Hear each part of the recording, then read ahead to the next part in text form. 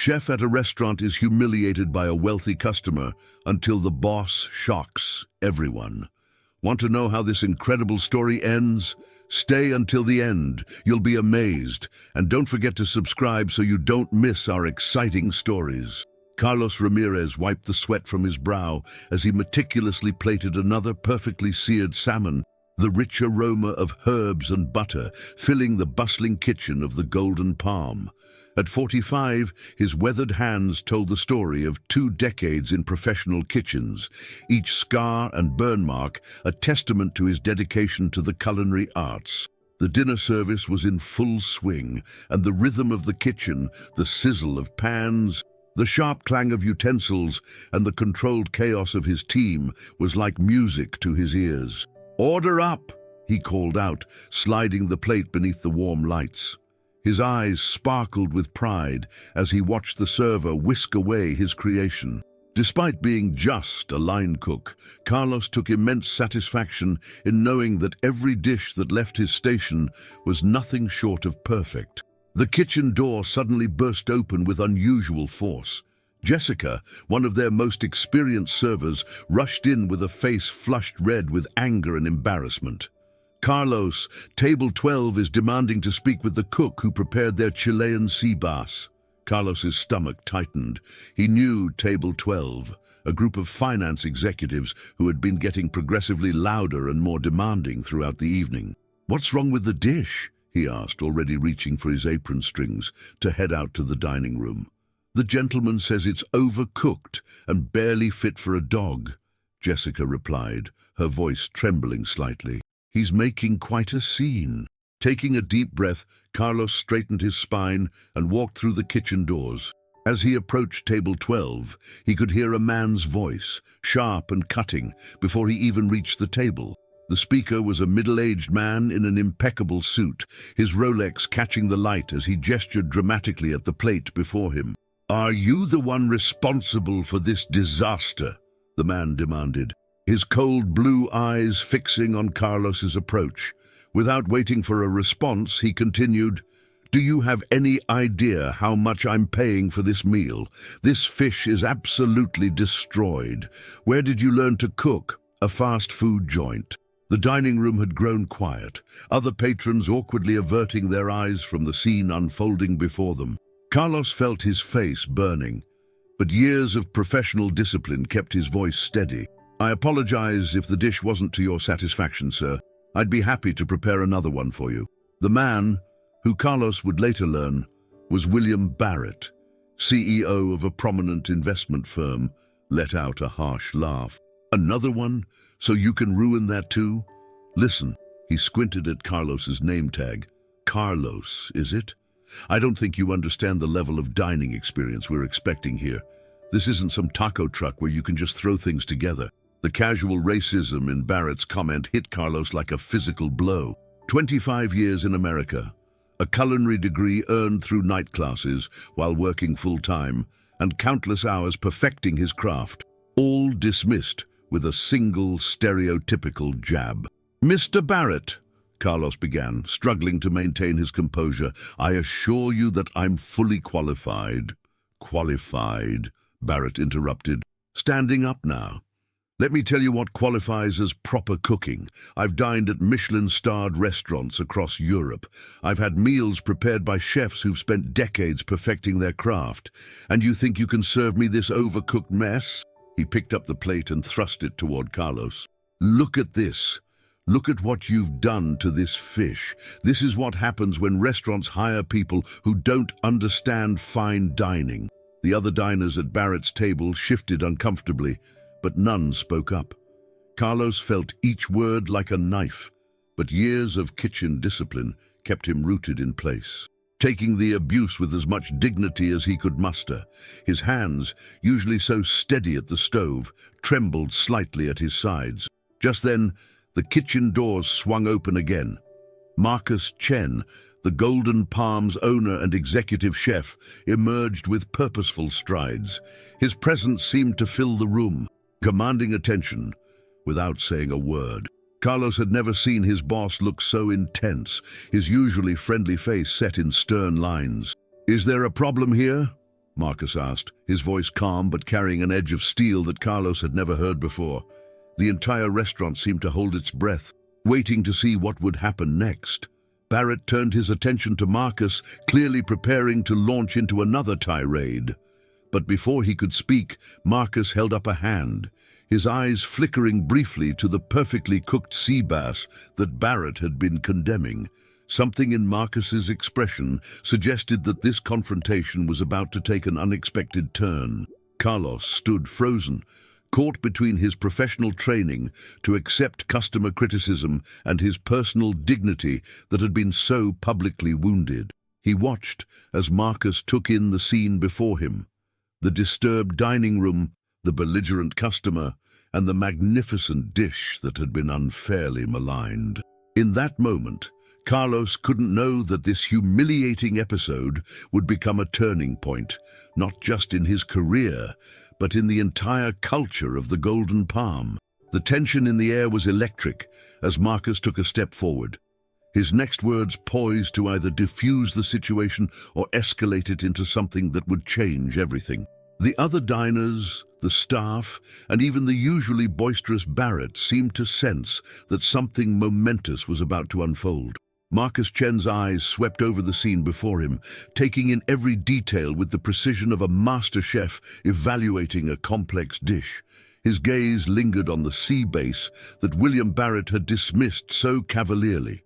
The perfect golden brown sear, the precisely arranged garnish, the subtle steam still rising from the perfectly cooked flesh. 20 years of running high-end restaurants had taught Marcus to recognize excellence when he saw it. And what he saw on that plate was nothing short of masterful. "Mr. Barrett," Marcus began, his voice carrying the quiet authority that had earned him respect in kitchens across 3 continents. "I understand you have concerns about your meal. Would you mind if I took a closer look at the dish in question?" Barrett gestured dismissively at the plate, his Rolex glinting under the restaurant's carefully curated lighting. "Be my guest. Though I don't see what there is to examine. It's clearly overcooked by someone who doesn't understand fine cuisine." Marcus picked up the fork and knife, his movements deliberate and precise. The entire dining room watched in hushed anticipation as he cut into the sea base. The flesh separated perfectly, revealing the pearlescent layers that were the hallmark of expert preparation. He took a small bite, closing his eyes briefly as he assessed the flavors and texture. When Marcus opened his eyes again, there was a hint of steel in his gaze that made even Barrett shift uncomfortably in his expensive leather chair. "Mr. Barrett, I've been fortunate enough to work in some of the finest restaurants in the world, including several with Michelin stars. I've trained under masters in Paris, Tokyo, and New York, and I can tell you without a doubt that this sea bass is cooked perfectly." Barrett's face flushed red. "Now see here." "No, Mr. Barrett," Marcus interrupted, his voice firm but controlled. "I believe it's time for you to see here. The man you just insulted, Carlos Ramirez, is one of the most talented cooks I've ever had the privilege of working with. He graduated top of his class from the Culinary Institute of America, turned down offers from multiple prestigious restaurants to work here, and has consistently demonstrated a level of skill and dedication that would put many celebrated chefs to shame." Carlos stood straighter, feeling a surge of emotion at his boss's words. In all his years at the Golden Palm, Marcus had never spoken about him this way.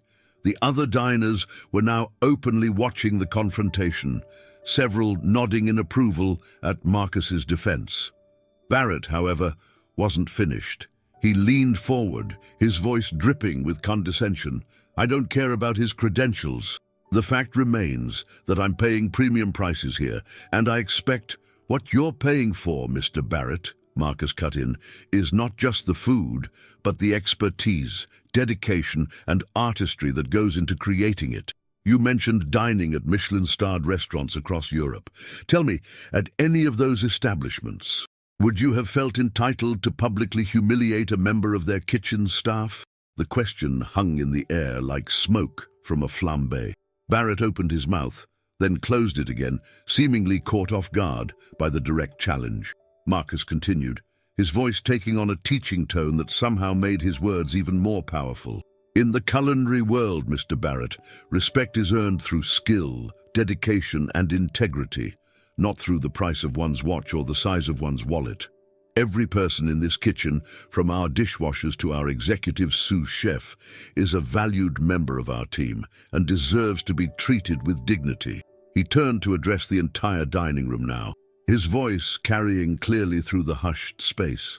At the Golden Palm, we believe that true luxury isn't just about the food we serve or the prices we charge.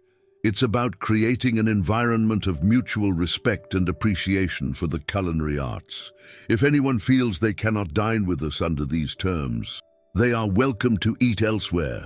The implications of his words were clear. Marcus Chen, owner of one of the city's most prestigious restaurants, was willing to lose a high-paying customer rather than allow his staff to be disrespected. The message resonated through the dining room like a bell tone, clear and undeniable. Barrett's face had gone from red to purple, but before he could respond, another voice spoke up from a nearby table. "Excuse me, Marcus?" It was David Foster, a regular customer who had been quietly dining with his wife. "I'd like to commend you on both your standards and your sea base. I had it last week and it was exceptional. In fact," he turned to look directly at Carlos, "I'd love to know more about how you prepare it. The texture is unlike anything I've had elsewhere." Other diners began to nod and murmur in agreement. Carlos felt a warm flush of pride replace the burning shame of minutes before. He caught Jessica's eye across the room, and she gave him a small, encouraging smile. Barrett looked around the dining room, seemingly realizing for the first time that he had lost his audience. The other executives at his table were staring at their plates, clearly embarrassed by their colleagues' behavior. The power dynamic had shifted completely. Marcus placed a hand on Carlos's shoulder, the gesture both protective and proud. "Carlos, would you mind sharing with Mr. Foster your technique for preparing the sea bass? It's quite innovative, actually." Carlos developed it himself after studying traditional Chilean cooking methods.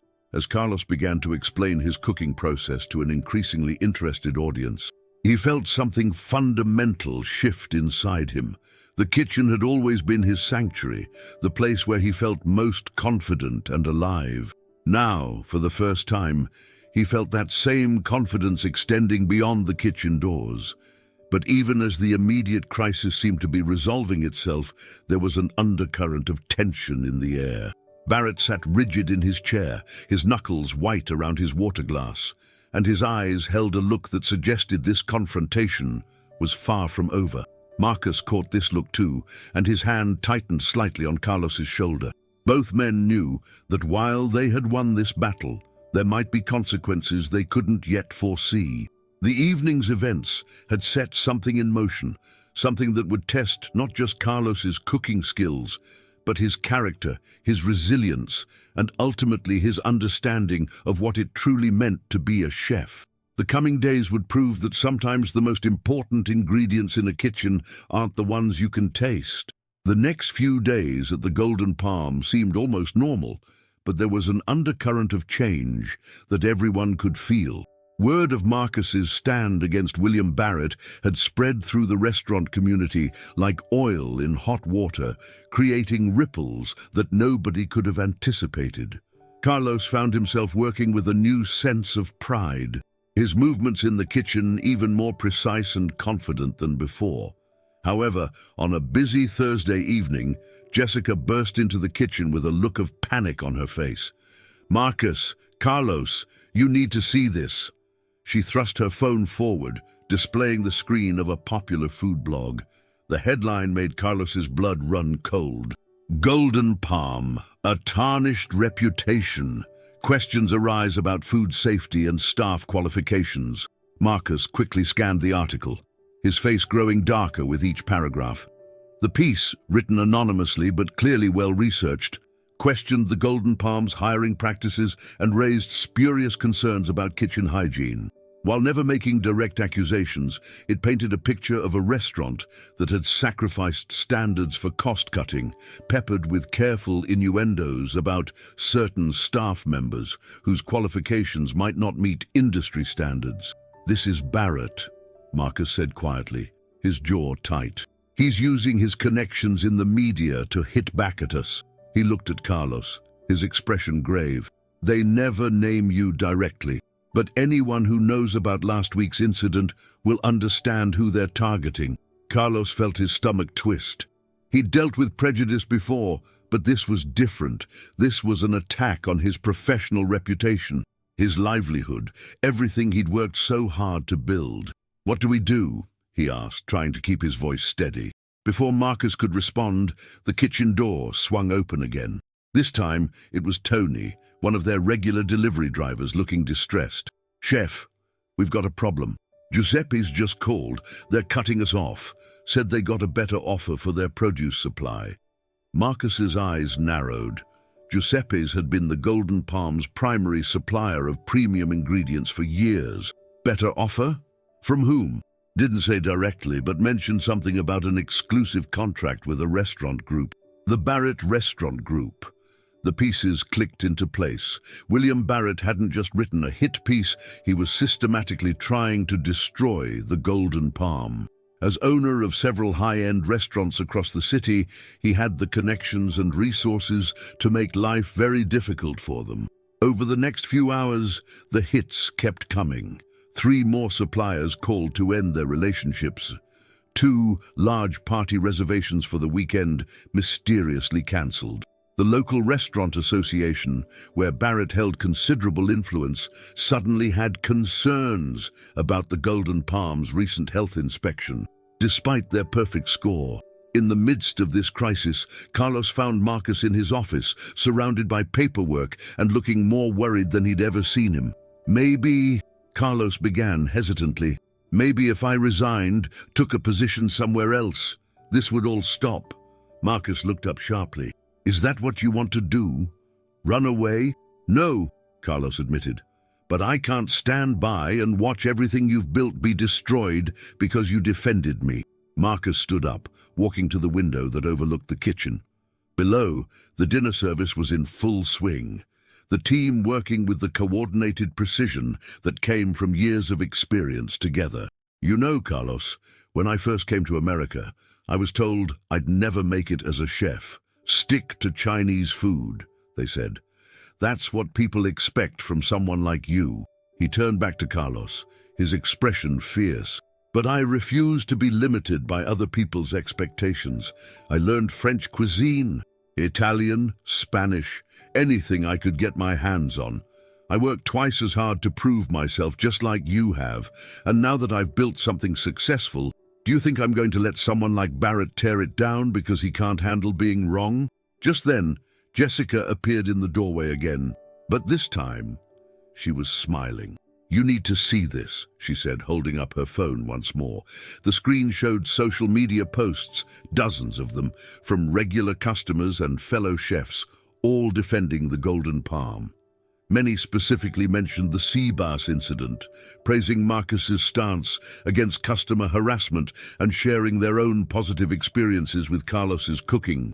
"This is just the beginning," she said excitedly. "People are making reservations specifically requesting to be served by the chef who stood up to Barrett. You're becoming a symbol, Carlos, of every service worker who's ever had to smile through abuse, of every immigrant who's had their skills questioned just because of their background." Carlos felt overwhelmed by the support, but also a growing sense of responsibility. This wasn't just about him anymore.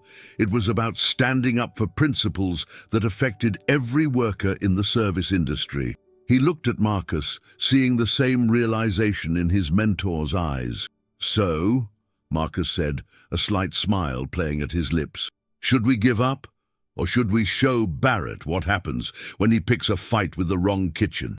Before Carlos could respond, there was a commotion from the dining room. Tony rushed in, out of breath. "Chef, you're not going to believe who just walked in. Food critic from the Times, James Morrison himself." And he's asking specifically about the sea base. Marcus and Carlos exchanged looks. James Morrison was the most influential food critic in the city, known for his brutally honest reviews that could make or break a restaurant. His appearance now, in the midst of this controversy, couldn't be a coincidence. "Barrett must have called in a favor," Marcus said grimly. "He's trying to finish us off with a bad review." Carlos straightened his chef's coat, feeling a strange calm settle over him. "Then let's give Mr. Morrison something worth writing about."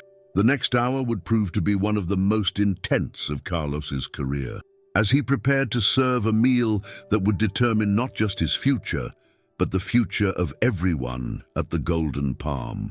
What he didn't know was that the evening would take yet another unexpected turn, one that would change everything they thought they knew about this situation. The kitchen of the Golden Palm had never felt more electric. Every member of the staff moved with heightened intensity, aware that James Morrison's presence made this no ordinary service. Carlos stood at his station, mentally reviewing the preparation of his signature sea-based dish. The familiar motions of cooking had always centered him, but tonight each movement carried the weight of their collective future. "He's ordered the sea base," Jessica announced, her voice tense as she pushed through the kitchen doors. "And," she hesitated, glancing at Carlos, "he's requesting to observe the preparation. Says it's for a special feature he's writing about contemporary kitchen culture and standards." Marcus cursed under his breath. This was unprecedented. Critics typically maintained their anonymity, not demanding to watch their food being prepared. "He's trying to rattle us," Marcus said quietly to Carlos. "This has Barrett's fingerprints all over it." But Carlos was already removing his apron. "Let him watch," he said with a confidence that surprised even himself. "I have nothing to hide." The kitchen staff parted like a sea as James Morrison entered, his elegant suit and carefully maintained silver hair standing in stark contrast to the utilitarian kitchen environment. He carried a small notebook and wore an expression of practiced neutrality, but his eyes were sharp as they took in every detail of the kitchen. "Mr. Morrison," Marcus greeted him professionally, "welcome to our kitchen. Carlos will be preparing your sea bass this evening." Morrison's eyes fixed on Carlos, studying him with an intensity that would have made a lesser chef waver. "Ah, yes, the famous, or should I say infamous, sea bass that's caused such a stir. I look forward to seeing your technique, Mr. Ramirez." Carlos began his preparation, his movements deliberate and precise. He selected the fish with care, checking its freshness with practiced hands. As he worked, he found himself sharing his process, explaining each step as if he were teaching a student rather than being evaluated by a critic. "The key," Carlos explained, his hands moving steadily, "is understanding that great cooking is about respect. Respect for the ingredients, respect for the technique, and respect for the people you're serving." He met Morrison's eyes briefly. "Every dish tells a story." Morrison raised an eyebrow, making a note in his notebook. "And what story does this dish tell, Mr. Ramirez?" Carlos continued his preparation, his knife moving with surgical precision. "It tells the story of tradition meeting innovation. The base technique is classical French, but I've incorporated elements from my grandmother's cooking in Mexico City, and methods I learned while working with Chilean fishermen during my apprenticeship." As he worked, Carlos noticed something subtle shift in Morrison's expression. The critic was watching not just the technical aspects of the preparation, but the way the kitchen staff moved around Carlos, the natural rhythm and respect evident in their interactions. Just then, the kitchen doors burst open. William Barrett strode in, his face flushed with either anger or wine, possibly both. "James, I see you got my message about this place." He tried to sound jovial, but there was an edge to his voice that couldn't be disguised. The kitchen fell silent. Carlos's hands never stopped moving, but he felt every muscle in his body tense. Marcus stepped forward, positioning himself between Barrett and the cooking station. "Mr. Barrett, this is a private kitchen. You're not allowed to be in here during service." Barrett waved his hand dismissively. "Oh, come now. James and I are old friends. I just wanted to make sure he was getting the full picture of how things are run here." He turned to Morrison. "You know, after my experience last week, I felt it was important that someone of your expertise evaluated this establishment properly." Morrison's expression remained neutral, but his eyes narrowed slightly. "Yes, William, you were quite insistent about that in your calls." He turned back to watch Carlos, who was now plating the sea base with steady hands. "Though I must say, what I'm observing isn't quite what you described." Barrett's smile faltered. "Well, anyone can put on a show for one dish. But the standards here, Morrison interrupted, appear to be exceptional." He moved closer to examine Carlos's plating. "Mr. Ramirez, I'm particularly interested in your integration of traditional Chilean aromatics. It's not a combination I've seen before." Before Carlos could respond, Barrett stepped forward, his composure cracking. "This is ridiculous. You can't possibly be taking their side. Do you know how much advertising revenue my restaurant group provides to your paper?" The kitchen fell dead silent. Morrison slowly turned to face Barrett, his professional mask finally cracking to reveal genuine anger. "Are you suggesting, William, that my reviews can be bought? That I would compromise my professional integrity based on advertising dollars?" Barrett seemed to realize his mistake too late. He looked around the kitchen, seeing his words land with everyone present. The mask of sophisticated businessman had slipped, revealing the pettiness beneath. I didn't mean..." Barrett stumbled over his words. "I think you did," Morrison said quietly. He pulled out his phone and began typing rapidly. "You know, William, I came here tonight planning to write a simple review, but I believe I've stumbled onto a much more interesting story. About power, privilege, and what happens when someone with too much of both can't handle being told they're wrong." Barrett's face went pale. "James, be reasonable. Think about our friendship." "Our friendship?" Morrison's laugh was cold. "You mean the leverage you thought you had over me? Tell me, did you orchestrate this whole campaign against the Golden Palm because your ego was bruised?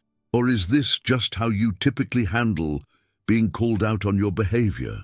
While this confrontation unfolded, Carlos had finished plating his dish.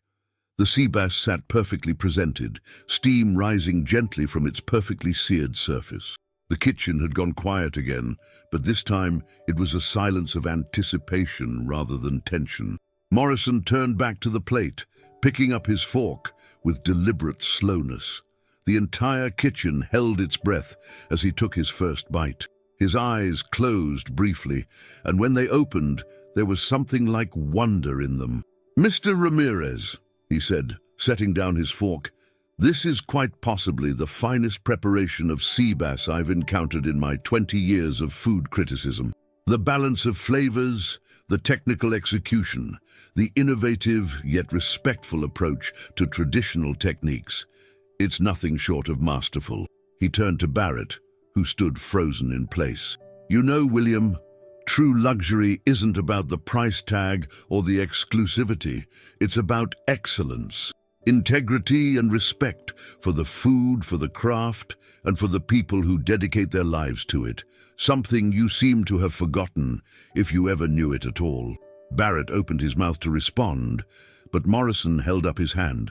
"I suggest you leave now. My review will be published in Sunday's paper, and I believe you'll want to prepare your PR team for what it contains, both about the food and about your attempts to manipulate the press and destroy a competitor through false allegations." As Barrett backed out of the kitchen, Morrison turned to address the entire staff. "What I've witnessed tonight goes beyond cuisine. I've seen dignity in the face of prejudice, excellence in the face of sabotage, and integrity in the face of corruption. That, more than any single dish, is what defines a truly great restaurant." Carlos felt Marcus's hand on his shoulder squeezing gently. The kitchen erupted in applause, not just for the review, but for everything it represented: their stand against bullying, their commitment to excellence, their unity as a team. But as the celebration began, Carlos caught a glimpse of Barrett's face through the kitchen windows as he left. There was something in his expression, a mix of humiliation and rage that suggested this wasn't over. The worst of the storm might have passed, but there were still clouds on the horizon, and Carlos couldn't shake the feeling that their greatest challenge was yet to come. Morrison's review, published that Sunday, was everything they could have hoped for and more. It wasn't just a review of the Golden Palm's food. It was a scathing exposé of industry elitism and the abuse of power, contrasted against the dignity and excellence represented by Carlos and the restaurant's staff.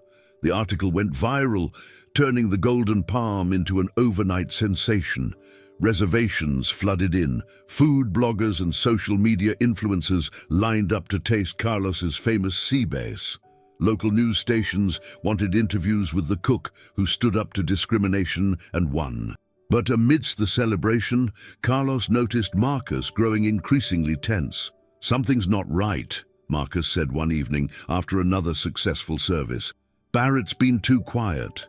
A man like that doesn't just accept defeat." As if manifesting Marcus's concerns, Jessica rushed into the kitchen the next morning, clutching a legal document. "They're trying to shut us down," she said, her voice shaking.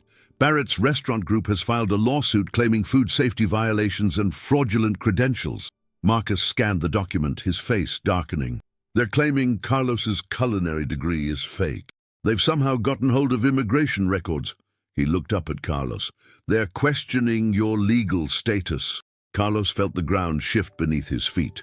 His documentation was in order, his degree legitimate, but he knew how these allegations could destroy everything, even if proven false. The shadow of doubt could be enough to drive customers away and drain their resources fighting legal battles. "There's more," Jessica added quietly. "Barrett's group is attempting a hostile takeover. They're pressuring our investors, claiming the restaurant's reputation is irreparably damaged. They're offering to buy them out at a premium." Marcus slumped into a chair, looking suddenly tired. "Some of our investors are already wavering. Barrett's offering them an easy way out, and the threat of a prolonged legal battle is scaring them." The kitchen staff gathered around, their faces reflecting the gravity of the situation. This was no longer just about a bad review or supplier contracts.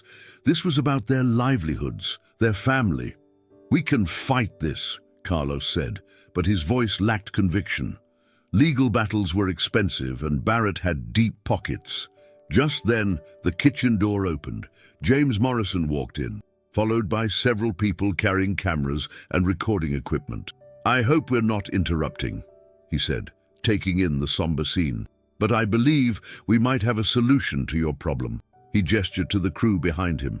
"These folks are from the Food Network. After my article went viral, they reached out to me.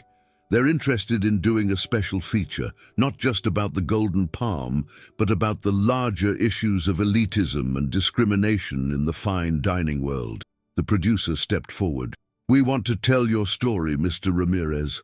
Not just the recent controversy, but your entire journey, from your grandmother's kitchen in Mexico City to the CIA, your apprenticeship in Chile, everything. We want to show the real face of American cuisine, diverse, innovative, rooted in tradition, but unafraid of change." Carlos looked at Marcus, who was already beginning to smile. This kind of national exposure would make Barrett's legal attacks look exactly what they were: desperate attempts at revenge. But before they could respond, the kitchen door burst open again. William Barrett strode in, flanked by two lawyers. His face was red with anger, but there was also a hint of desperation in his eyes. "You can't film in here," he announced. "This restaurant will soon be part of the Barrett Restaurant Group, and we do not authorize any media coverage." Morrison turned to face Barrett, camera crews already rolling. "Perfect timing, William. Care to explain to our national audience why you're trying to destroy a restaurant that dared to stand up to your bullying?" Barrett faltered, suddenly aware of the cameras. This is a private business matter, is it?" Morrison pressed. "Or is it about a wealthy man using his power to punish someone who challenged his prejudices? Should we discuss the fraudulent allegations you've manufactured? The manipulated health inspection reports, the attempted intimidation of investors?" Carlos stepped forward. And for the first time, he addressed Barrett directly. Mr. Barrett, you came into our restaurant believing that money and power gave you the right to humiliate people. You thought you could break us because we didn't fit your image of what fine dining should look like. But you forgot something important. He gestured to the kitchen around him, to the staff who stood united. A great restaurant isn't built on money or power. It's built on passion, on respect, on the love of food and the desire to share that love with others. You can try to take this building, you can try to ruin my reputation, but you can never take away what makes us who we are. The cameras captured every moment as Barrett's face cycled through rage, embarrassment, and finally defeat. His lawyers were already backing toward the door, sensing the shift in power. Morrison smiled. I believe we have everything we need for our feature. Mr. Barrett, would you care to comment on camera about your attempts to fabricate evidence against Mr. Ramirez, or shall we stick to the documented facts we've already gathered? Barrett turned and fled, his lawyers scrambling after him. The kitchen erupted in cheers, but Marcus raised his hands for quiet. Carlos is right, he said. This restaurant, this family we've built, it's about more than just food. It's about standing up for what's right, about proving that excellence knows no boundaries of race or class. He turned to the Food Network crew. Tell our story. Tell it to everyone who's ever been told they don't belong, that they're not good enough, that they should stay in their lane. The producer was beaming. This is even better than we hoped. We'd like to offer you a regular segment on our network, Mr. Ramirez. Kitchen's Honor, showcasing diverse culinary traditions and the people who preserve and evolve them. In the days that followed, Barrett's lawsuit collapsed under media scrutiny. His investors, faced with public backlash, withdrew their support for the hostile takeover. The Golden Palm's reputation soared, but more importantly, it became a symbol of change in the industry. 1 year later, Carlos stood in the same kitchen, now expanded and renovated, preparing to film another episode of Kitchen's Honor. The show had become a hit, showcasing talented chefs from diverse backgrounds who were changing the face of American cuisine. Marcus appeared beside him, grey hair now peppered with more white, but eyes still sharp as ever. Ready for another service? He asked. Carlos looked around at his kitchen family. Jessica now running the front of house as manager, young apprentices from diverse backgrounds learning at every station, and a wall of framed reviews and awards that told the story of their victory over prejudice and power. You know what, Chef? Carlos smiled, picking up his knife. I was born ready. The kitchen hummed to life around them, and as Carlos began his prep work, he knew that every dish that left his kitchen carried a message, that excellence knows no barriers, that dignity cannot be bought, and that the true heart of cuisine beats in the hands of those who love it most. In the dining room, a new generation of customers gathered, drawn not just by the famous food, but by what the Golden Palm represented. A place where quality meant more than luxury, where respect was served with every dish, and where the American dream still simmered in a perfect fusion of tradition and innovation. Now I'd love to hear from you. If you were Carlos, would you have handled the situation with Barrett differently at the beginning? What would you have done? Have you ever had to stand up against someone who tried to humiliate or belittle you? How did that experience change you? Share your thoughts in the comments below. I read every single one. And if this story touched your heart and made you believe in the power of standing up for what's right, hit that like button and subscribe to join our incredible community. You won't want to miss the powerful story that's coming up next. It's right there on your left. Trust me, it will move you just as deeply as this one did. Another tale of courage, redemption, and triumph that will stay with you long after you've finished watching. Remember to ring that notification bell so you never miss out on our next emotional journey together. See you in our next story.